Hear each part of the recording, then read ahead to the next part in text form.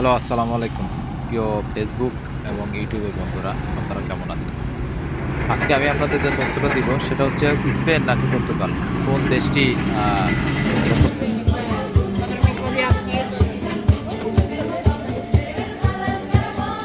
Papers অথবা বলতে পারেন এখানে স্থায়ীভাবে বসবাস করার জন্য কোন দেশটি ভালো হবে। পর্তুগালে একসময় খুবই সুযোগ সুবিধা ছিল। এখানে পুরা ইউরোপ জোন থেকে আহ, আমার ইমিগ্রেন্ট বাইরে আসতো, বৈধ অবৈধ সবাই এখানে আসতো। তারা 6টা 12টা একটা নির্দিষ্ট ট্যাক্স পেমেন্ট এই গভর্নমেন্টকে পেমেন্ট করার মাধ্যমে তারা বৈধতা পেত। অবশ্যই এই আইনটি 3রা জুন এই গভর্নমেন্ট অফ করে দিছে। এখন পর্তুগালে আপনারা শুধু D1 অথবা জব কন্ট্রাক্ট ভিসাতে আসতে পারবেন। এই দুইটা ক্যাটাগরিতে আসতে পারলে আপনারা এখানে অ্যাজ ইউজুয়াল যথারীতি আপনারা সে সুযোগ সুবিধা পাবেন।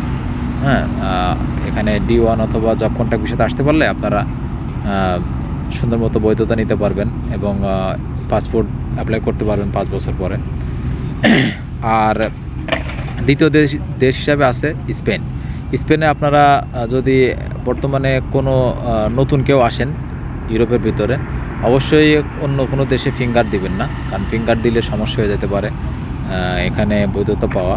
তো আপনারা ডিরেক্ট চলে আসবেন স্পেনে। স্পেন দেশটি এখন পর্যন্ত খুব সুন্দর সুযোগ সুবিধা রেখেছে এখানে। আর স্পেনের আপনি টানা 2 বছর থাকলে এখানে প্রমাণ করতে হবে যে স্পেনে আপনি টানা 2 বছর আছেন এবং এখানে কাজ করছেন। হ্যাঁ, 24টা ট্যাক্স এখানেও দিলে আপনি এখানেও স্পেনে বৈধতা পাবেন।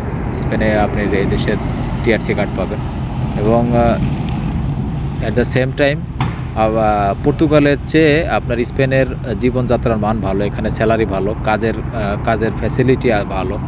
ঠিক আছে, তো আপনারা স্পেনকে বেছে নিতে পারেন দ্বিতীয় দেশ হিসাবে। আর ইউরোপের আপনারা যখন যারা মন স্থির করছেন আপনারা ইউরোপে আসবেন, তো আপনারা এমন একটা দেশ বেছে নেবেন যে দেশে আপনারা ইজিওতে ঢুকতে পারবেন। তার ভিতরে আছে রোমানিয়া, ক্রোয়েশিয়া, বুলগেরিয়া। ঠিক আছে, এই 3টা দেশে এখনও ইজিওতে দিচ্ছে। অন্যান্য দেশে তো অনেক হাই প্রোফাইল দেশগুলো যেখানে আপনার ভিসা পাবেন না। তো আপনারা ওয়ার্ক পারমিটে আসতে হলে এই 3টা দেশ বেছে নিতে পারেন।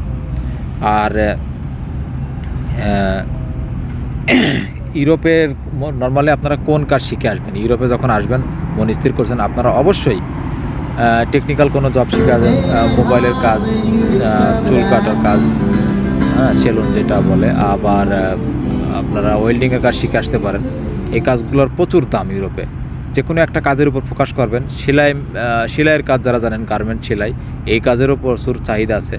তো আপনাদের আমি বলবো, যারা ইউরোপের জন্য আসার জন্য মন স্থির করছেন তারা কাজ শিখতে থাকুন, ড্রাইভিং লাইসেন্স বানান। ঠিক আছে, আপনারা ইউরোপে আসার পরে যদি কোনো কাজ না শিখে আসেন তাহলে মানে খুবই ক্ষতির সম্মুখীন হবেন।